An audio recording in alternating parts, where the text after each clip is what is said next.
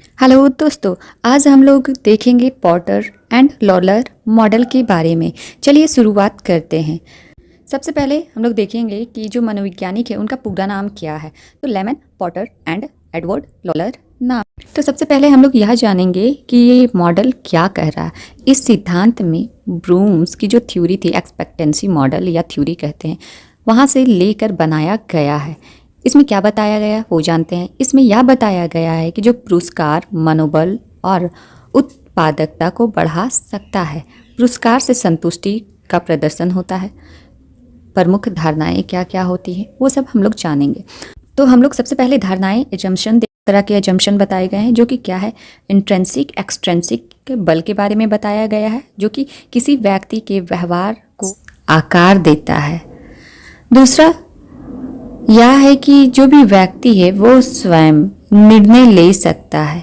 उसकी पोटेंशियल क्या है, निर्णय, डिसीजन मेकिंग कैसा है, क्या करना है क्या नहीं करना है, उसे इस चीज़ के बारे बताया गया है। तीसरा पॉइंट यह बताया गया है कि हर व्यक्ति एक दूसरे से अलग होता है। ये आप लोग देखे होंगे एग्जाम्पल, अब 5 उंगली जिस तरह से हमारा बराबर नहीं है, उसी तरह से हर इंसान का जो थॉट है, फीलिंग है, ये सब मैच नहीं करता। व्यवहार है, व्यवहार थोड़ा बहुत अगर मैच भी कर गया तो नहीं, लेकिन जो सब में कुछ यूनिक होता ही होता है।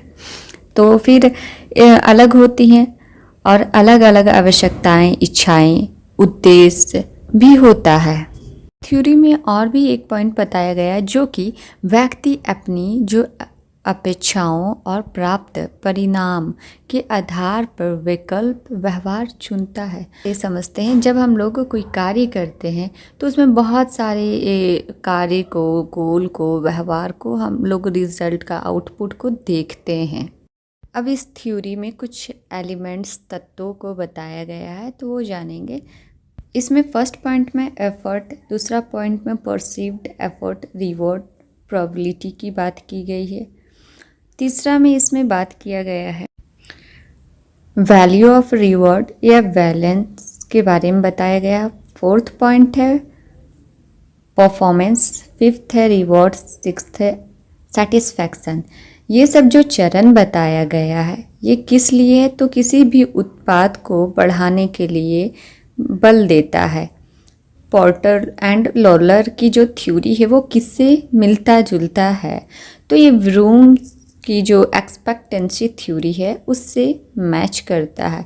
उन्होंने भी एक्सपेक्टेंसी को लेके बताया है, 3 पॉइंट बताएं तो विक्टर ब्रूम बताए हैं इस थ्योरी के अंतर्गत।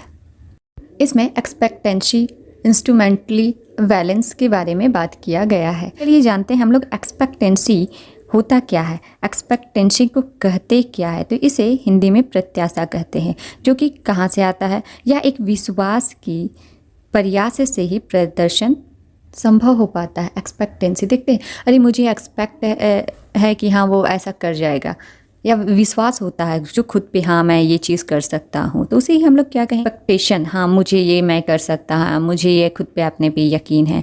तो इसी तरह से जो विक्टर ब्रूम्स है तो एक्सपेक्टेंसी पे ही बल डाले हैं।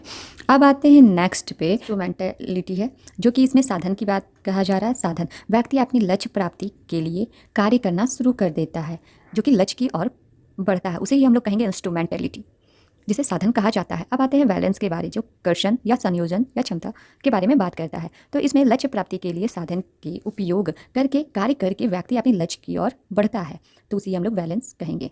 जो कि एक्सपेक्टेंसी 1 में क्या कहता है, आगे हम लोग किसी चीज़ को कार्य करते हैं तो एफर्ट डालते, फिर हम लोग परफॉर्मेंस करते हैं, ठीक है। फिर एक्सपेक्टेंसी 2 में क्या कहता है, हम लोग परफॉर्मेंस करते हैं, तो फिर हमें रिवॉर्ड मिलता है। फिर कहता है बैलेंस, रिवॉर्ड जब मिलता है तब हम लोग क्या, गोल तक पहुंच जाते हैं, मतलब पर्सनल गोल हमें मिल जाता है। वहीं से ये थ्योरी को लिया गया है। इसी प्रकार से मिलती हूँ नेक्स्ट वीडियो पे। Bye bye.